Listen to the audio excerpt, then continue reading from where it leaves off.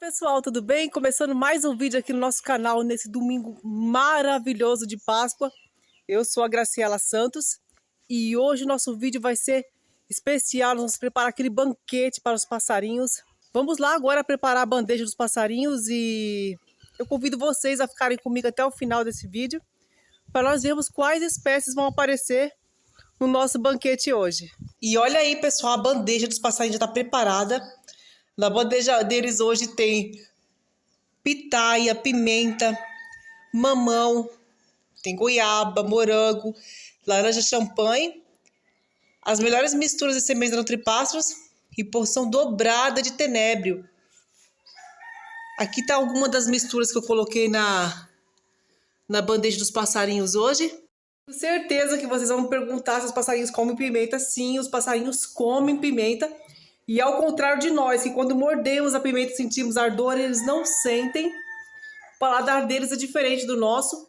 E a pimenta é um ótimo vermífugo natural para eles. E ela também aquece o metabolismo e ajuda no período de procriação.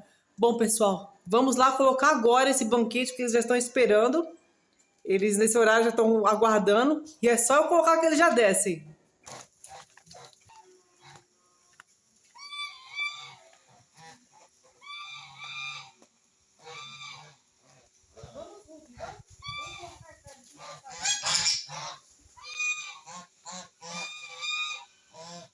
Vamos colocar a caixinha dos passarinhos. Hoje vamos colocar banana, mamão, pitaia, laranja champanhe, goiaba, morango, kiwi, pimenta, tenebrio, barrinha de sementes e frutas, granulado de banana, extrusada para canário, picharro de ló, camina amarela, mistura para pássaro preto, mistura para canário, mistura para pássaros com whey protein, mistura para sanhaço, picharro frutas, mix para papagaio, quirela, água,